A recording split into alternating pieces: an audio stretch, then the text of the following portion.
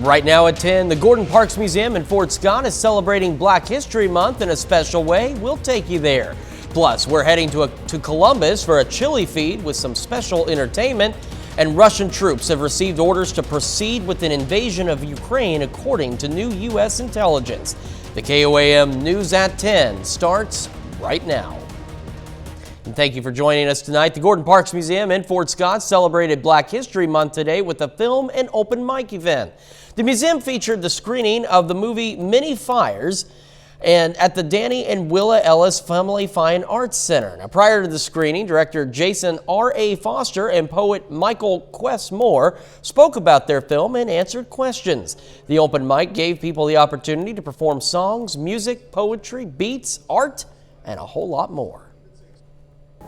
So we're here today for the screening of our film, Many Fires This Time, We the 100 Million. It's a poetic documentary following the 100 million people and counting who live under economic insecurity in the United States. The Fort Scott Community College Endowment Foundation and the Fort Scott Area Chamber of Commerce sponsored the event. Center Christian Church in Columbus hosted their annual chili feed today. The free event boasts, of course, some homemade chili, but it also welcomed magician Mike Bliss to add some entertainment to the feed. Really just an outreach opportunity to get people. I mean, our church is located in the middle of nowhere, really, and so get us on the map with people in the community, let them know that we care about them, that we would like to be able to reach out and develop relationship with them, and just a fun atmosphere to be able to do that. Now, Bliss has performed across the country, including an appearance on Penn and Teller's Fool Us. Well, secondhand shopping used to mean going to your local thrift store, but nowadays, well, we can do that online. So picture this, you're surfing along and find a one-of-a-kind vintage item. It's in great shape and selling for a reasonable price. It's the deal of a lifetime, right? Well, Stephanie Garland with the Better Business Bureau says not so fast. The BBB urges you to be very cautious when shopping online for these vintage and secondhand items due to an increasing number of scam reports. These include people ordering their vintage item online and either getting a knockoff or, in some cases, nothing at all. But Garland says there are some things you can do to protect yourself. Scammers will target you with ads, and they will know what kinds of things you're going to click on, and they're going to go after your money as much as they can, unfortunately. Also, make sure you look at every single part of the website before you purchase. We've talked before here about going to the About Us page on the website, making sure it's built out, pulling up the address that's there on Google Maps, making sure it's not a different location that doesn't make sense, such as an empty field. Now, Garland adds it's best to pay with your credit card for online purchases because it has the most federal protections compared to other payment methods like your debit card or services like Google Play. That's Google Pay. Speaking of play, though, it was a great day to get out there and enjoy it. Nick Kelly joining us. Yeah, with the way the winds have been going, Chris, if anyone's still flying kites or if that's still a thing, that was certainly the day to do it. We have calmed the breeze down a bit from our look at 7th and Rangeline, but the numbers today don't lie. A cool start at 43, but then we catapulted to 67 degrees, 15 above normal for this time of the year. For the time being, we still have mostly clear skies as we go deeper into the overnight, but more cloud cover will be on the way during the overnight and tomorrow, certainly ahead of our cold front. You can see it part across Iowa, Nebraska, just to the north of the region. That is the first of the systems on the way to come into play as we go through the extended forecast. Right now, upper 40s to mid 50s at the 10 o'clock hour. That south breeze, it died down a little bit, but it's going to pick back up throughout the course of the night. That means overnight lows, they're going to stay primarily in the upper 40s to about the lower 50s. Then once we get past sunrise, despite mostly cloudy skies throughout a good portion of the day, we'll go into the lower 70s for tomorrow, Chris. But I'm focusing on our next front and rain and storm chances, and I hate to say it, another shot of wintry weather later this week. We'll break it all down for you here in a bit. All right, Nick, thank you. Russian troops have received orders to proceed with an invasion of Ukraine, according to some new U.S. intelligence. Publicly, Russia announced its military drills near Ukraine's northern border are slated to end today, though they're going to continue. Tom Hansen has the latest on rising tensions in the region and throughout all of Europe. In eastern Ukraine, soldiers are ready and waiting for an attack from Russia. This soldier explains he's been ordered to not return fire, just as he hears incoming fire. International monitors say shelling is intensifying, with nearly 1,500 explosions in 24 hours. This Ukrainian soldier was injured, and Ukraine's military says 2 have died. The area is controlled by pro-Russian rebels, and they continue to urge residents to move to safety in Russia. Thousands have. But in Kyiv, the capital city of nearly 3 million people, there's relative calm. President Biden said Friday this is where Russia intends to strike within days, with some 190,000 troops surrounding the country. Secretary of State Antony Blinken. Everything we're seeing tells us that the decision we believe President Putin has made to invade is moving forward. Sunday, the president held an emergency meeting with his national security team and later consulted with French President Emmanuel Macron. Vice President Kamala Harris issued this warning. We are talking about the real possibility of war in Europe. Ukraine's President Volodymyr Zelensky requested a meeting with Russian President Vladimir Putin. He hasn't responded, and Sunday blamed Ukraine for escalating tensions and NATO for providing Ukraine with modern weapons and ammunition. Tom Hansen, CBS News, New York. Russia continues to say it has no plans to invade. Secretary of State Blinken says President Biden is still willing to talk to Russian President Putin and open to any opportunity to use diplomacy to prevent a war. And we take this time now to honor one of our many four-state heroes. Sergeant Roy Landreth served in the Army in Korea, his hometown, Stark City. We're proud to recognize Sergeant Roy Landreth, tonight's four-state hero. And remember, if you want to check out our other heroes or nominate one of your own, you can do that all over at KOAMnewsnow.com. Coming up, a grandfather in South Carolina is behind bars after his grandson brings a gun to school. A South Carolina grandfather appeared in court this weekend after his grandson took a loaded gun to school. No one was injured when the 6-year-old brought the gun to, quote, shoot zombies, but authorities say it was a close call. Shale Remine has the latest. Your first initial appearance is April the 8th at 9 a.m. in the General Sessions courtroom. Holding onto a cane in handcuffs, Kaleem Al-Wajid faced a judge in Lawrence County Saturday morning. A staff member at Lawrence Elementary School discovered a loaded handgun in a classroom. Lawrence County School District 55 held a press conference after this man's grandson brought a loaded gun to school. Prevention begins at home. The 6-year-old saying he wanted to, quote, shoot zombies, but thankfully no students or staff were hurt. The bond is $40,000. This is a cash or surety bond. Police determined Al-Wajid is at fault for the 6-year-old getting a hold of the gun. He's now facing a $40,000 bond. I'm poverty stricken. It is time. I'm on Medicare and Medicaid. I don't have access to a bond. We hear Al-Wajid say to the judge he has animals in a pasture he needs to feed every day. I got a lot of physical illnesses, and I can't be in jail. I can't take my medicine because they say my medicine is a controlled substance. I got a lot of medicine. I got prostate cancer. I need to be out. Okay, well, hopefully you can post bond and get that taken care of. I mean, I ain't got nothing to post bond with, man. The grandfather is charged with unlawful conduct toward a child in the case. Later on the KOAM News at 10, there's a new #1 movie at the box office. Who took the top spot? We'll tell you in our box office review. But first, I'm tracking mild temperatures for tomorrow, rain and storm chances soon, and winter weather later on this week. We'll break it all down for you next.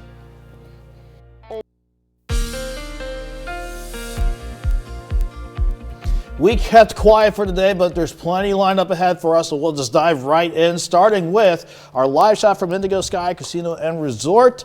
Maybe at times we've seen the camera bounce around a little bit with that south breeze still trying to kick back up, but we kept this view quiet all weekend long, and that south wind certainly helped us out with temperatures. We had lower in the middle 50s for highs yesterday, lower in the middle 40s this morning, shooting into the mid to even upper 60s this afternoon. In fact, we'll go into the 70s. I'm pretty sure about that for tomorrow.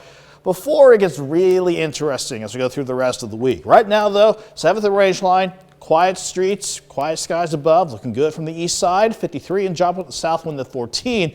And the humidity is eventually going to climb back up. For now, though, it's sitting at 43%. Most of us are in the upper 40s in our far northern counties, certainly in a couple of spots, to about the lower to middle 50s. And these numbers are not going to drop off very much as we go throughout the rest of the night because of our south wind. Earlier today, it was certainly up there at 15 to 25, and we're not even talking about the gusts that push near 30 miles per hour, but the gusts have certainly died down, which you can see from the latest on the wind gust tracker. And as far as the sustained winds now, they certainly have come down, but you can see how it's trying to kick back up as we go through the overnight. That's one big reason why we're going to see temperatures primarily hold steady as we go through the overnight. Mostly clear skies right now, but more cloud cover will be on the way in as the south wind ahead of our approaching cold front pulls in more moisture from the Gulf of Mexico. This will be the frontal boundary that will give us a shot for rain and storms tomorrow night going into Tuesday morning.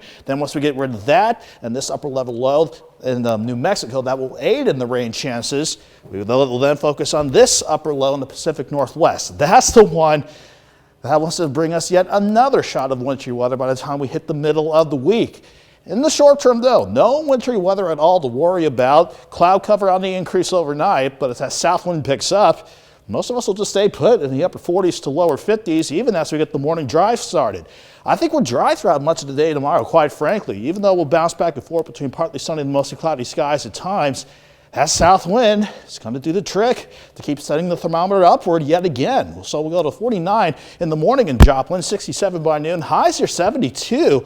These are numbers that we rarely see for February, so as Doug has always said, when we see numbers this high, it's only a matter of time before we see them slam back down, and we'll get to that as our cold front starts to approach the Kansas Turnpike by the midnight hour going into Tuesday. And ahead of it, we'll definitely have enough energy and lift in place to get scattered showers and storms going. I think with this setup, though, any threats for severe weather stays just to the southeast of the region, but we can't rule out some strong storms that'll pass on through, with mainly wind and hail being the big issues. But behind that front, look at how we fall into the 30s and 40s throughout the course of the day. At least we're dry for Tuesday afternoon, but this is what I want to really keep an eye on. That will certainly do throughout the course of the week. The upper low in the Pacific Northwest starts to dig going into Wednesday afternoon. Energy from that will give us a shot of snow and sleet, with the way things are looking for late Wednesday afternoon and Wednesday night.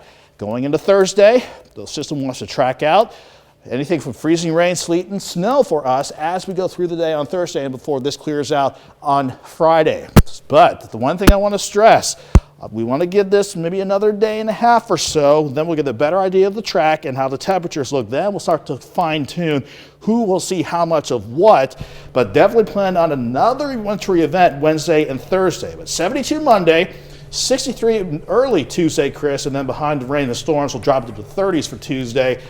Then we'll just keep a close eye on that next wintry event by the middle of the week. This is another forecast, though. You've got 100% satisfaction in the 4 states because 50% of the people are going to be pleased with the springtime weather. 50% of the people are going to be pleased with the snow. So that's yet another week where there's something for everybody. That's true. Nick, thank you so much. Joining the sports, Pitt State and Missouri Southern baseball both at home today. Pitt State is in the middle of a series with Wayne State. We've got the highlights. And across the way at the softball field, the Gorillas host Winona State. All that and more next.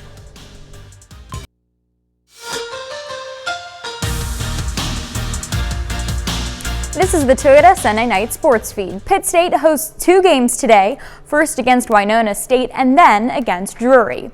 PSU was shut out by Winona State on Saturday. Today, Gorillas get rolling in the third. Corey Stonestreet hits one over the fence in center. 2-run home run for the lead. A few batters later, Gabby Schultz knocks it deep to right center. She reaches third on the play. Madison Zemansky scores. Still bottom of the third here, Kiana Pellegrino rips a solo shot of her own. Pitt State scores 7 in the inning to take an 8-1 lead. Adding more for the Gorillas in the fourth with 2 on. Keela Griffith gets a home run here. And then next batter, Zemansky goes over the fence down the left field line. Pitt State rolls by Winona State 13-1. In Game 2, Drury gets the best of Pitt State, winning 8-3. The Gorillas are now 7-3 on the year. They'll be back in action on Friday at the Washburn Invitational. Pitt State baseball also at home against Wayne State. The Gorillas won the first game of the series on Saturday. The bases loaded here, down by 7. Cruz Aranda grounds out to third, but Aaron Gertis able to score to get the Gorillas on the board. Then in the third, 2 on, Jordan Maxson hits a bomb to right, Pitt trailing 8-4. In the fifth, making up some ground here, Garrett McGowan homers down the left field line. Maxson scores as well. Same inning, Cade Clemens, 3-run jack to center. 6 runs come across in the inning. Gorillas still down by 3. Later, bases loaded for Travis Bailey. He gets it through down the line, good for a double. That drives in 3. Wayne State evens out the series today, winning 20-10. Missouri Southern baseball sweeps a doubleheader from Truman today to get back over 500. In Game 1, Jordan Fitzpatrick hit a walk-off home run to lift the Lions to an 8-7 win after 11 innings. Fitzpatrick went 2 for 4 with 4 RBI and 2 runs. In Game 2, Southern won 14-9. Tommy Stevenson and Clay Milas both went 3 for 4 at the plate and combined for 7 RBI. The final day of the Edmond Regional Festival. First game, Lions win 8-1. Ashlyn Williams goes 4 for 4, driving in 3 runs. Kristen Wade and Adriana Young each add 2 RBI. Game 2, Southern beats East Central 10-1. Ashlyn Williams have a day. She hits a grand slam in Game 2. Adriana Young gets her first career home run as well, and Yasmin Vargas drives in 3. When we come back, we've got highlights from the Kansas game against West Virginia. Plus, we'll hear from Pitt State head coach Kim Anderson on the Gorillas' rivalry night win.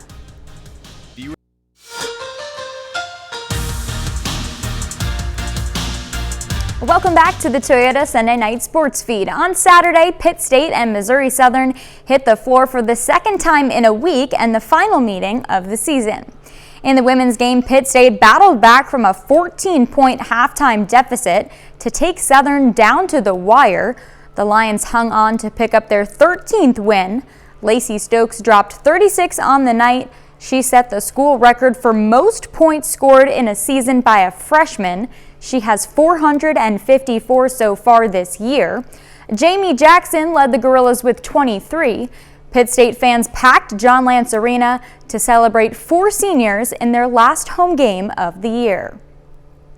I thought it was great. I love that energy, and when I saw Coach David over there standing on the sideline like this, trying to get the crowd going, I even ran down the floor and I was like, "Let's go!" I think it brings so much more energy, no matter where you're at in playing the game at all. So I think it was so much fun. I really enjoyed it. It gets you out of your headspace. Yeah. Like if something's going on, I mean, you don't think about it anymore. All you do is hear that crowd, hear our fans supporting you, and you just want to play hard for them. The Pitt State men picked up their second win in a row against Southern on Saturday. Tyler Hawkins scored a team-high 20 points for the Gorillas. It's the first time this season that PSU has won back-to-back conference games. They are now 7-13 in the MIAA. Head coach Kim Anderson is pleased with what he's seen from his team this past week. I think it was a heck of a game, but I thought we started off well. Yeah, and that's important for us because sometimes we dig ourselves in a hole. I think we're doing a way better job of guarding the ball than we were, 2 weeks ago. We're getting some guys stepping in now. RJ Lawrence is stepping in, and Magic is stepping in and playing, and guys getting a chance, taking advantage of the opportunity. In the Big 12 on Saturday, Kansas aiming for their 3rd straight win. Ochai Agbaji throws it down. Kansas up by 9. Later, Sean McNeil gets hot for the Mountaineers, hits the wide open 3. Then he knocks one down from the other corner. And just like that, it's a 2-point game. The Jayhawks, though, pull away once again. Agbaji on the turnover In transition, gets the dunk on the other end. And back to him again, 23 points tonight. This time, he gets the basket for the lay-in. Kansas wins 71-58. Also, Kansas State at Oklahoma State. We'll pick this one up at the very end. 10 seconds left in regulation. Nigel Pack can't get the shot to fall. In overtime now, even at 79, Avery Anderson III knocks it down from deep. That for the Cowboys' lead. He scores 20 in the game. K-State with the ball now. Half-court heave, on target, but no good. Oklahoma State gets the OT win 82-79. And we're back right after this.